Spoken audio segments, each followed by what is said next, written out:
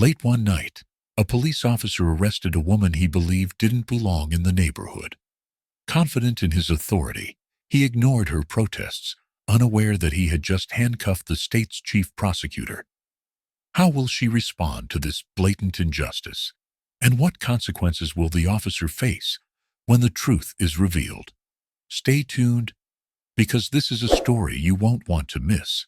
Don't forget to like, subscribe, and let us know in the comments where you're watching from. The city pulsed with life, even as the night stretched over its skyline. The distant hum of traffic, the occasional honk of impatient drivers, and the muffled chatter from sidewalk cafes created a restless rhythm. Neon lights flickered against rain-dampened streets, their reflections stretching long across the pavement. It was past midnight, and most of the city's professionals had long since gone home. Monica Hayes, however, was not most professionals. Dressed in a sleek black pantsuit, she moved with quiet determination, her heels clicking against the pavement. Her leather briefcase, filled with legal documents for an upcoming corruption trial, hung heavily at her side. The case was high profile, and she had spent the past several days preparing airtight arguments against one of the most influential figures in the state. Exhaustion tugged at her, but she pushed through. Justice didn't wait for anyone. As she turned onto a quieter street leading to her car, the flashing blue and red of a patrol car caught her eye. It idled near the curb, engine humming, as two officers sat inside. The one in the driver's seat, Officer Ethan Grady, had his eyes locked on her. "Hey, Grady, let it go," his partner, Officer Mark Davis, muttered, scrolling through his phone. "She's just walking home." Grady didn't respond. Something about the way she carried herself made him suspicious. She was too well dressed, too confident, and this wasn't the kind of neighborhood where people like her usually walked alone this late. He straightened in his seat, narrowing his eyes. "She's got a fancy briefcase. Could be carrying something illegal," Grady muttered, already opening his door. Davis sighed but didn't protest as Grady stepped out. His boots splashed into a shallow puddle, sending ripples across the pavement. Monica barely had time to react before he approached. His presence was imposing, tall, broad-shouldered, and carrying the weight of authority like a weapon. "Evening, ma'am," Grady said, his voice laced with forced politeness. His hand rested near his holstered weapon, fingers twitching. "Mind telling me what you're doing out here?" Monica raised an eyebrow. "Walking to my car. Is that a crime now?" Grady's lips twitched slightly. "Depends. You got ID?" She exhaled, already recognizing the situation. She had argued cases about incidents like this: unjustified stops, racial profiling, power abuse. But being on the receiving end of it was something else entirely. "I don't have to show you my ID unless you have reasonable suspicion that I've committed a crime," she said evenly, setting her briefcase down carefully. Grady's jaw tightened. He crossed his arms, widening his stance. "You look out of place. That's enough suspicion for me?" Monica held his gaze, her expression unreadable. "Out of place? In what way, officer?" He smirked, stepping closer. "You tell me. Fancy suit, expensive bag. Walking around here at this hour. Doesn't exactly scream local. Maybe you've got something in that briefcase you shouldn't." Her patience snapped into steel resolve.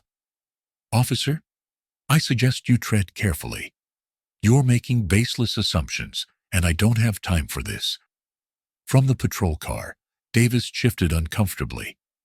"Grady, man, let it go. It's not worth the paperwork."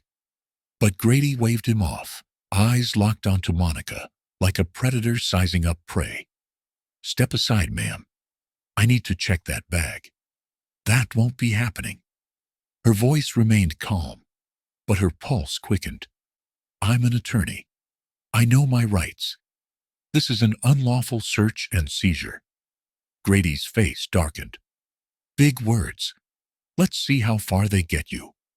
Before Monica could react, he grabbed her arm and twisted it behind her back, snapping the handcuffs on with unnecessary force. Her briefcase fell to the ground, papers scattering across the pavement. "Hey!" she shouted, struggling. "This is illegal. You're making a huge mistake." Grady yanked her toward the patrol car. "You can tell it to the judge." A few bystanders had stopped, some pulling out their phones. A man stepped forward, recording. "Hey, what are you doing? She didn't do anything." Grady turned sharply. "Step back. This is police business." Monica met the man's eyes as she was shoved into the back seat. "Thank you," she said, her voice unwavering. "Please, keep recording." The man nodded as the door slammed shut. Inside the patrol car, Monica sat in silence, her hands clenched into fists. Every instinct told her to fight back, to demand release, but she knew better. She would fight, but on her terms. The squad car cruised slowly down the dimly lit street, its headlights cutting through the fog, rolling in from the river. Officer Ethan Grady tapped his fingers against the steering wheel, his eyes darting to the rearview mirror, where Monica Hayes sat stiffly in the back seat, her hands cuffed behind her. She hadn't said a word since he shoved her into the patrol car, and that unnerved him more than he cared to admit. He was used to people pleading, arguing, yelling, anything but this cold, unyielding silence. His partner, Officer Mark Davis, cleared his throat. "Man, you sure about this?" She didn't resist, didn't have anything on her. "And I don't know. Something feels off." Grady scoffed. "She was acting suspicious. You saw her, dressed like she's stepping out of a damn courtroom, walking around this neighborhood at midnight, probably carrying something she shouldn't." Davis shot him a skeptical glance. "Or maybe she's just a professional woman heading home. Did you even check what's in that briefcase before you threw her in cuffs?" Grady's grip on the wheel tightened. She was being defiant. That alone gave me enough cause. Monica let out a short, mirthless laugh from the back. "Defiant? Officer, asserting my constitutional rights isn't defiance. It's the law. Something I assume you swore to uphold." Grady clenched his jaw. "You had an attitude." Monica's voice remained eerily calm. "And you had a bias." Davis shifted uncomfortably in his seat, but said nothing. The weight of Monica's words hung heavy in the air. The precinct came into view, the fluorescent lights casting an eerie glow over the nearly empty parking lot. Grady pulled into his usual spot, throwing the car into park before stepping out. He yanked the door open and grabbed Monica's arm, pulling her out with unnecessary force. She stumbled, but quickly regained her footing, straightening her back and lifting her chin. Even in cuffs, she exuded power. Inside, the station bustled with the late-night shift winding down. Officers milled about, their laughter and casual chatter filling the air. That is, until Grady dragged Monica through the entrance. A few heads turned, some out of curiosity, others out of vague concern.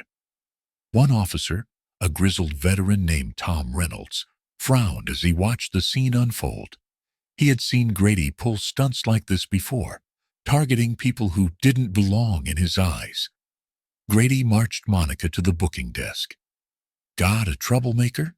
he announced, smirking. "Wouldn't cooperate. Probably some activist playing lawyer."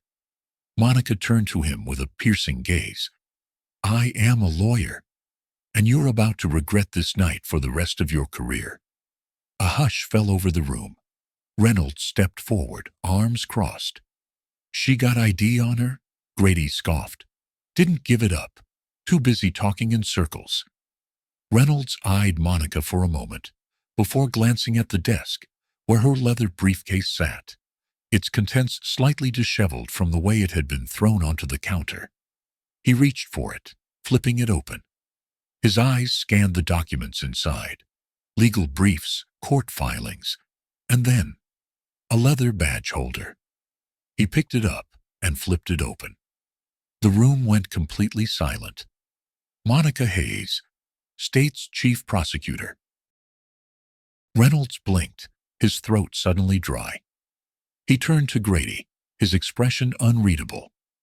"You searched her bag, right?" Grady hesitated for the briefest moment. Didn't need to. She was resisting. Reynolds let out a slow breath, shaking his head. "Jesus Christ, Grady." He turned to Monica, his tone shifting to something almost apologetic. "Miss Hayes, I assume?" She nodded, her expression unreadable. "Yes, and I'd like my cuffs removed. Now."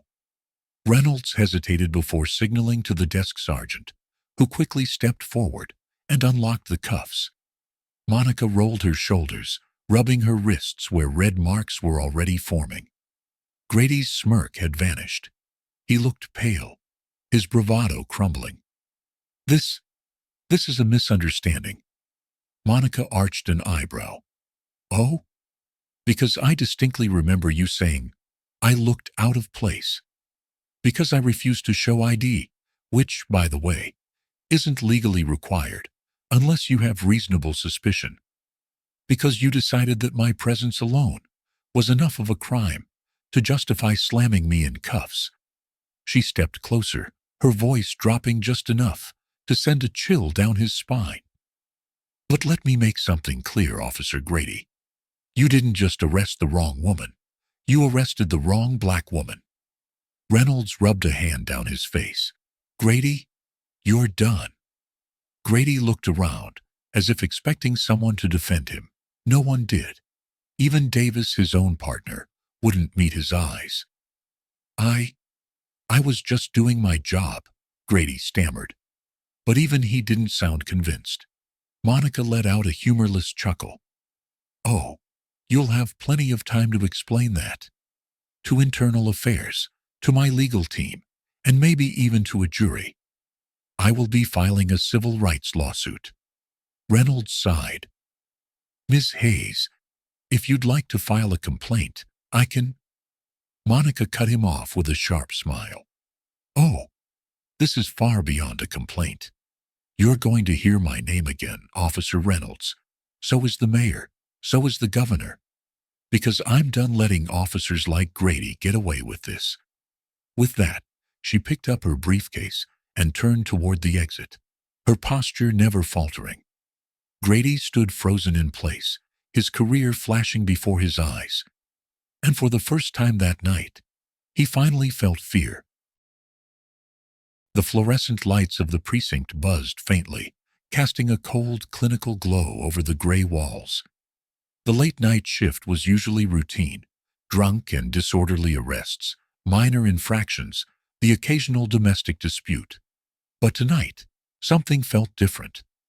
The energy in the room had shifted the moment Monica Hayes was brought in. She sat on a metal bench in the booking area, her hands no longer cuffed, but still tingling from the pressure of the restraints. She watched as Officer Ethan Grady paced near the desk, his hands clenched into fists at his sides. He was still trying to process what had happened, what he had done. Across the room, Officer Tom Reynolds was on the phone, his back turned toward them. His voice was low, but Monica caught bits and pieces of the conversation. Words like chief prosecutor, wrongful detainment, and internal affairs floated in the air like gunpowder waiting to ignite. Monica exhaled slowly, keeping her composure intact. She knew better than to explode in anger, to give them anything they could use against her. But the fire in her chest burned hotter with every passing second. A few other officers whispered amongst themselves, occasionally glancing in her direction. Some looked uneasy. Others, especially the younger ones, looked almost entertained. One of them, a rookie with a smug grin, leaned toward his colleague. She's probably just another activist trying to make a name for herself, he muttered. Bet she pulls the race card. Monica didn't flinch, but she turned her gaze toward him, her eyes sharp as a blade. You must be new, she said, her voice calm but laced with authority. The rookie stiffened, clearly not expecting her to respond. She tilted her head. Because if you weren't, you'd already know that I don't need to pull anything. I am the chief prosecutor of this state. And what's happening right now? This is a lawsuit waiting to happen. The smug expression faded from his face. Grady, however, wasn't ready to let go of his crumbling authority. He turned to Monica, his voice dripping with forced bravado. You think flashing your title around is gonna change anything? The law applies to everyone, lady. Monica let out a short laugh. That's rich, coming from someone who clearly has no understanding of the law. The tension in the room thickened. Just then, Reynolds hung up the phone and turned to the desk sergeant. His expression was grim. She's exactly who she says she is. A hush fell over the room. The desk sergeant swallowed hard before speaking. Chief Hayes, we can have you out of here in just a few minutes. We'll process this as a miscommunication. Monica's lips curled into a knowing smirk. A miscommunication? She echoed. Number this was an unlawful stop, wrongful detainment, and an abuse of power. Grady's jaw tensed. You refused to show ID. I had reasonable suspicion. Monica's patience was razor thin. She stood slowly, meeting his eyes with an unwavering stare. Let's go over this again. Did I commit a crime? Grady hesitated. You were suspicious. That's not a crime. She stepped closer. Did I resist arrest? Silence. Did I pose a threat? More silence. Or, she continued, did you take one look at me? A black woman in a nice suit, in a neighborhood you assumed I didn't belong in, and decide I was a criminal? Grady clenched his fists. You profiled me, Officer Grady, Monica said, her voice quiet but deadly sharp. And now, you're about to learn what happens when you put handcuffs on the wrong woman. Reynolds cleared his throat. Grady, take a walk, he ordered. Grady turned sharply. What? You heard me, Reynolds said. Step outside, now. Grady looked around for support, but none came. Even his partner, Officer Mark Davis, kept his head down. Realizing he had no choice, Grady stormed toward the exit, slamming the door behind him. The silence that followed was suffocating. Monica turned to Reynolds. I'll be expecting a full report of tonight's events. Every word, every action, documented. Reynolds nodded stiffly. Yes, ma'am. The desk sergeant handed Monica her belongings with shaky hands. Here's your briefcase, ma'am. We're deeply sorry for the misunderstanding. Monica took it without a word. She turned toward the exit, pausing just before stepping out. This isn't over, she said. Not even close. With that, she walked out into the night, her heels clicking against the tile floor, like the ticking of a countdown. And for the first time that evening, every officer in that room understood. This mistake was about to cost them all. The courtroom was packed. Reporters lined the back row, their cameras poised, their notepads open, ready to capture every word that would come from the prosecution bench. The gallery murmured in hushed tones, the air buzzing with anticipation. This wasn't just another case. It was a spectacle, a moment that would send ripples through the justice system. Monica Hayes sat at the defendant's table, though she didn't belong there. She was used to standing behind the prosecutor's desk, delivering airtight cases against criminals who thought they were untouchable. But today, thanks to one reckless police officer, she found herself on the other side of the courtroom, accused of resisting arrest and obstruction of justice. She exhaled slowly, keeping her posture straight and her expression unreadable. This was not the first battle she had fought, and it certainly wouldn't be the last. Across the room, Officer Ethan Grady sat at the witness stand, his uniform crisp, his face set in a mask of confidence. He had rehearsed his testimony a dozen times, convincing himself that his actions were justified. He was here to defend his choices, to paint Monica as a belligerent suspect who had refused to cooperate. The judge, an older man with sharp glasses perched on the bridge of his nose, cleared his throat and called the court to order. Officer Grady, the prosecutor began, standing before the jury with a legal pad in hand. Please describe the events of the night in question. Grady straightened his shoulders. Yes, ma'am. On the evening in question, I was conducting a routine patrol in an area known for criminal activity. Around midnight, I observed the defendant walking alone, carrying a leather briefcase.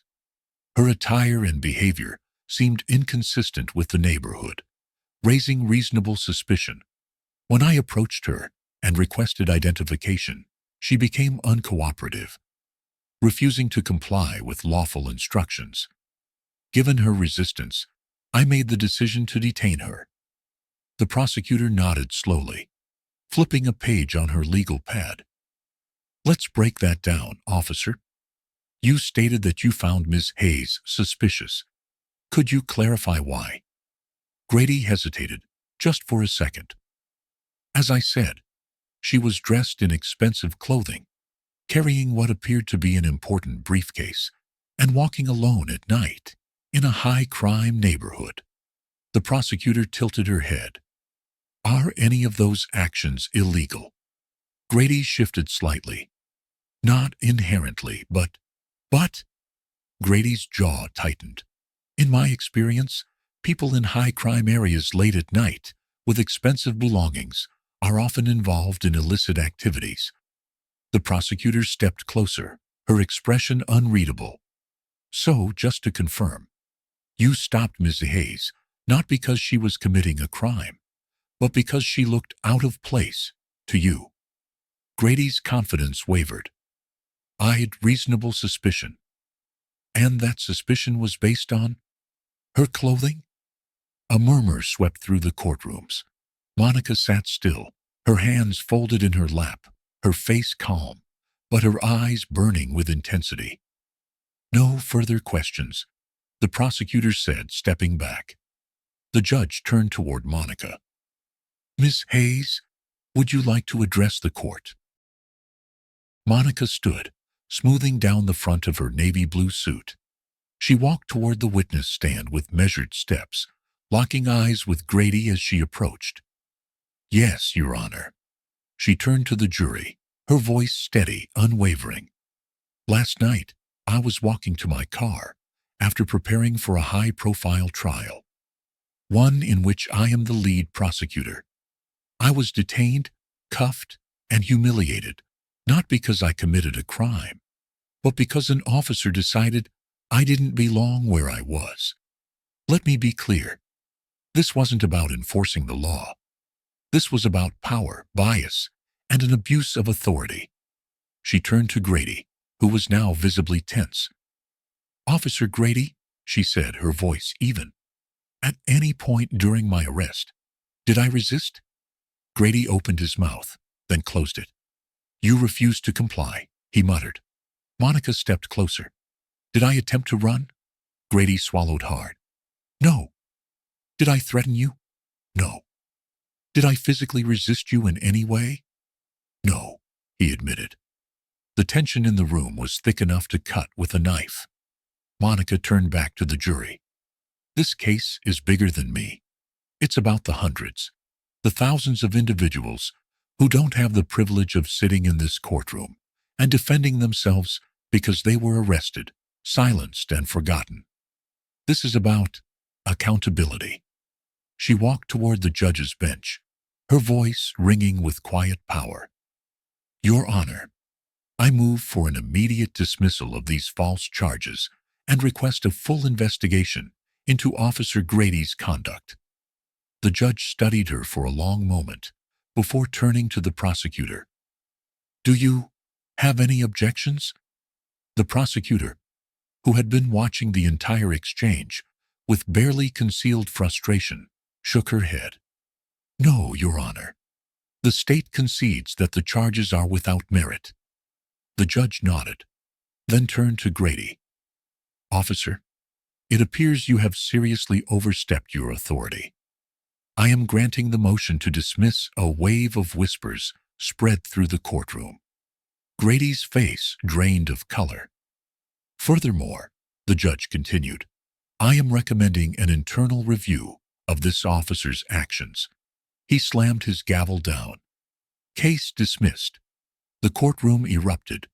Monica turned, exhaling slowly, as a flood of reporters surged forward, shouting questions. "Miss Hayes, do you plan on filing a civil suit? Will you be pressing charges against the department? What does this mean for police accountability in this city?" She lifted a hand, silencing them. "I will be making a statement soon. But for now, just know this is not the end." She turned on her heel and walked out, leaving a stunned courtroom behind her. Behind her, Officer Ethan Grady sat motionless, his world crashing down around him. He had thought he was untouchable. He had been wrong. The courtroom doors swung open, and Monica Hayes stepped into a flurry of flashing cameras and shouting reporters. The late afternoon sun cast long shadow across the courthouse steps, and the murmurs of the gathered crowd hummed like electricity in the air. She took a deep breath, steadying herself. This moment wasn't just about her. It was about the countless others who had been profiled, detained, and silenced without the platform she had. A reporter shoved a microphone toward her. "Ms. Hayes, do you intend to file charges against Officer Grady?" Monica's expression remained composed, but there was steel behind her words. "I intend to pursue every legal avenue available to ensure this never happens again. This case is no longer about me. It's about the systemic abuse of power that goes unchecked far too often." More voices called out. "Do you believe Grady should be fired? What message does this send to law enforcement?" Before answering, Monica glanced back at the courthouse doors. Officer Ethan Grady had just stepped out, flanked by his attorney and a senior representative from the police department. His face was pale, his once confident posture stiff with tension. She met his eyes, and for the first time, she saw something different in them. Not arrogance, not defiance, fear. Turning back to the reporters, she lifted her chin. "I believe that accountability is not optional," she said. "The people sworn to uphold the law are not above it." With that, she walked down the steps, leaving the chaos behind her. Officer Mark Davis sat stiffly at his desk, pretending to type while listening to the hushed conversations happening around him. "You hear? Internal Affairs is already looking into Grady's past stops," one officer murmured. "Yeah," another replied, shaking his head. "Apparently there's been multiple complaints, but they were always buried before they could go anywhere." Davis swallowed hard. He had been Grady's partner for 2 years. He had seen things, had let things slide, things that now, in this moment, felt like a weight pressing down on his conscience. Across the precinct, Captain Warren's office door slammed shut. Inside, Grady stood with his fists clenched, his face flushed with anger. "You're putting me on leave?" he spat. Captain Warren exhaled, pinching the bridge of his nose. "Grady, you just got humiliated in court. The whole department is under fire because of you. We have no choice but to place you on administrative leave while Internal Affairs does their job." Grady scoffed. "This is ridiculous. I did my job." She refused to cooperate. She's the chief prosecutor of the state, Warren snapped. You didn't arrest some random civilian. You arrested one of the most powerful legal figures in the state, without cause. You embarrassed this department. Do you know how bad this looks? Grady gritted his teeth. So that's it? You're just throwing me under the bus? Warren's expression hardened. No, Grady, you threw yourself under the bus. A tense silence stretched between them before Warren finally spoke again. Turn in your badge and gun. Effective immediately. Grady stood there for a moment, unmoving. The reality of what was happening finally set in. His career, the authority he had always taken for granted, was slipping through his fingers. Wordlessly, he unclipped his badge, placing it on the desk.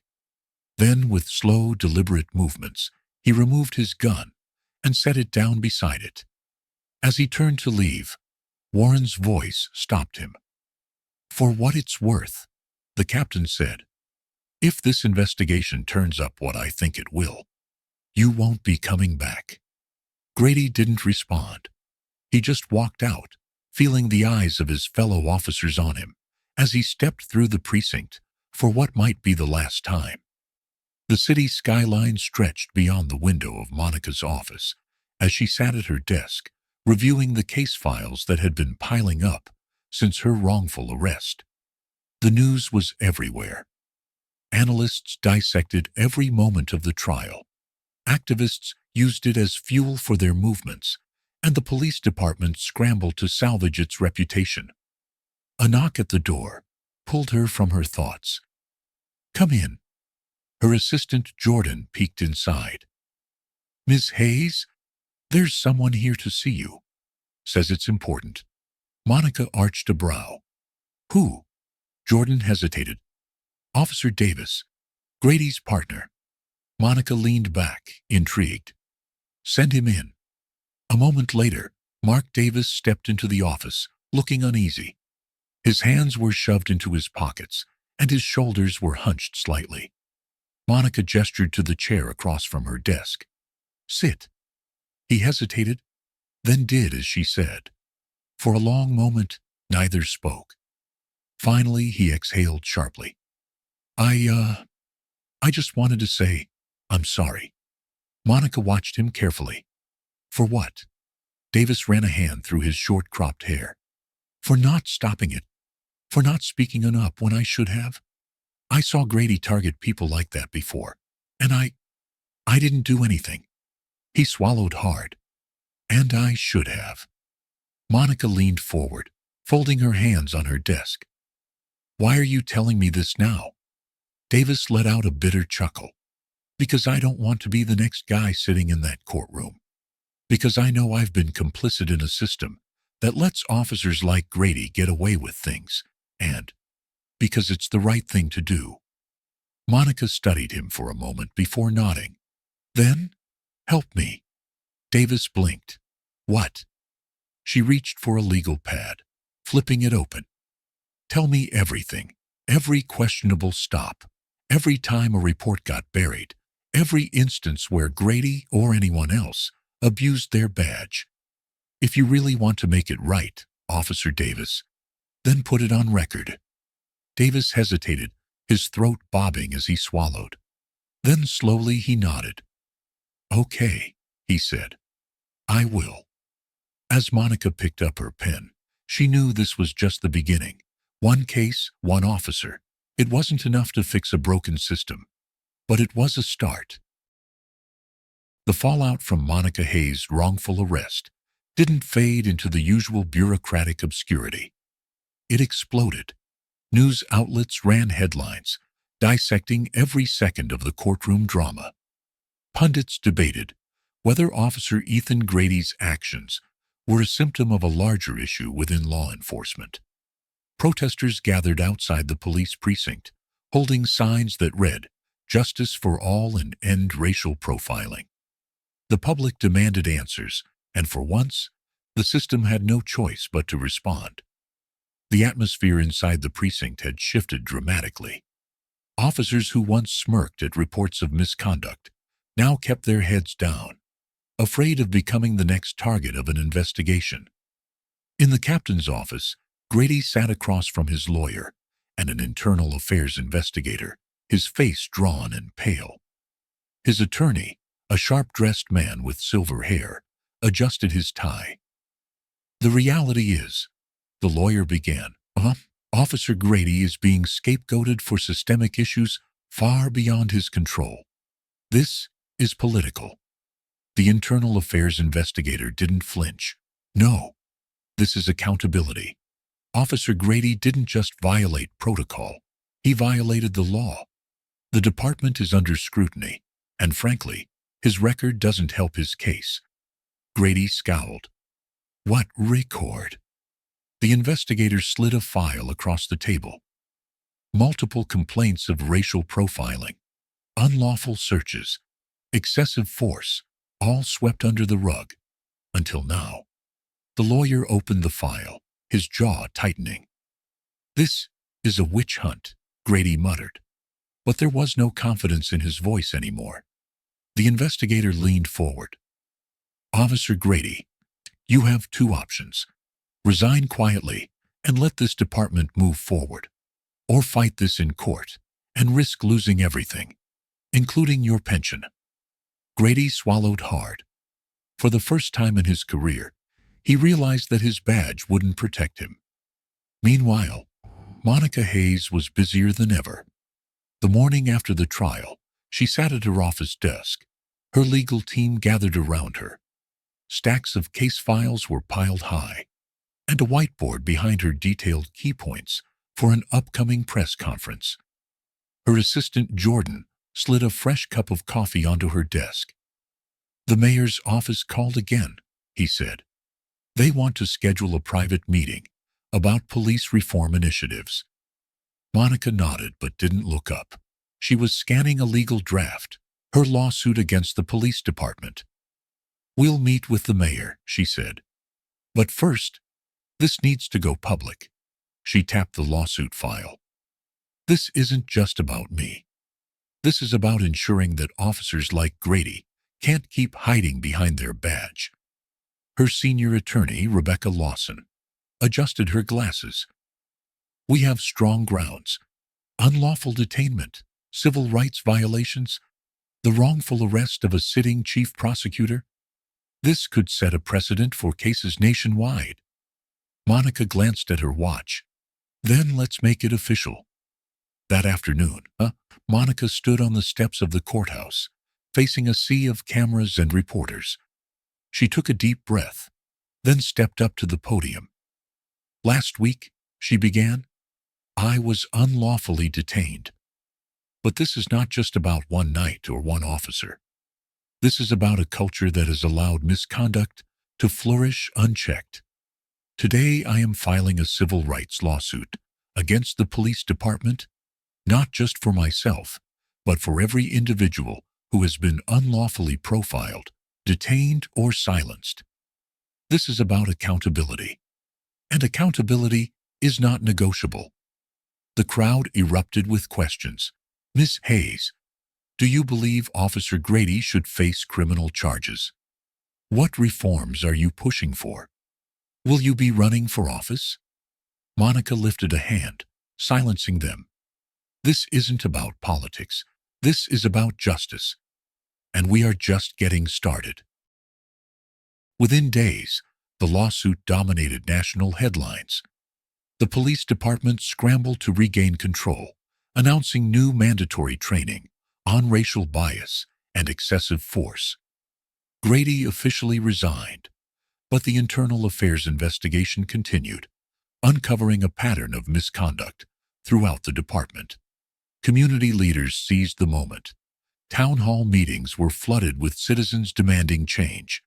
Activists, lawyers, and local politicians worked together, pushing for independent oversight committees and stricter policies on police accountability. And through it all, Monica remained at the center of the movement. As Monica's case gained momentum, Ethan Grady found himself sinking. His resignation did little to stop the public outcry. Without the shield of his badge, He became just another disgraced officer, his name synonymous with misconduct.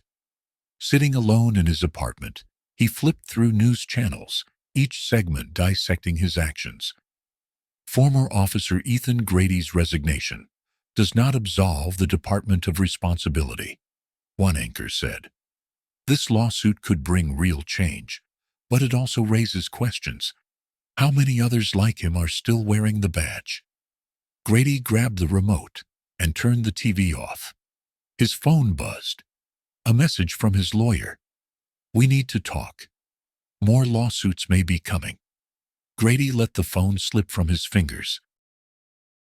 Months later, Monica sat in her office, reviewing reports from the new Civilian Oversight Board, a reform that had been pushed through in the wake of her case.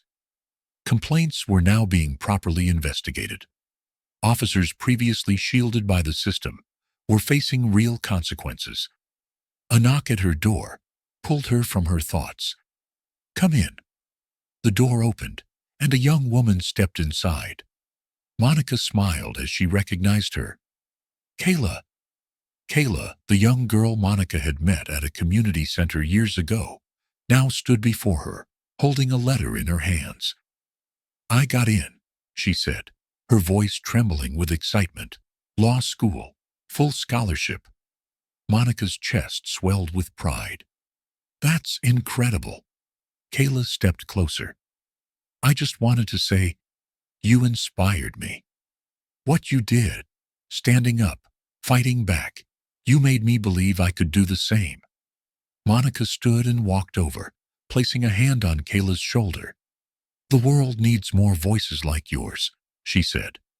And when you graduate, I expect you to come work with me. Kayla grinned.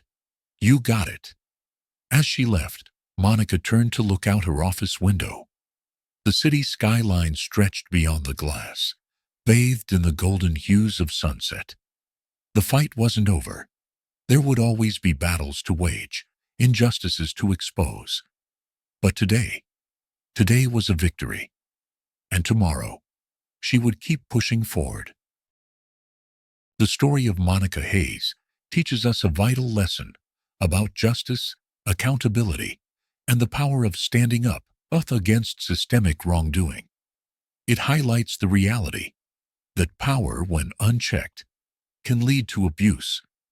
But it also reminds us that those who understand their rights and refuse to be silenced can create real change. One of the biggest takeaways is the importance of knowing your legal rights. Had Monica not been well versed in the law, she might have become just another statistic. This is why everyone, regardless of background, should educate themselves on their legal protections, especially when dealing with law enforcement. Additionally, this case underscores the power of documentation and community action. The presence of a bystander recording the incident played a role in exposing the truth, proving that witnessing and reporting injustices can make a difference. For those in positions of authority, this story serves as a warning. Abuse of power will be exposed. But for those who feel powerless, it's a reminder that one voice, when used effectively, can spark systemic change. If you were in Monica's position, what would you do? 1. Stand your ground and fight for justice, no matter the risks. 2. Stay quiet or compromise to avoid trouble. Drop a 1 or 2 in the comments and let me know your thoughts. I'd love to hear your perspective. And don't forget to like and subscribe to support more stories like this.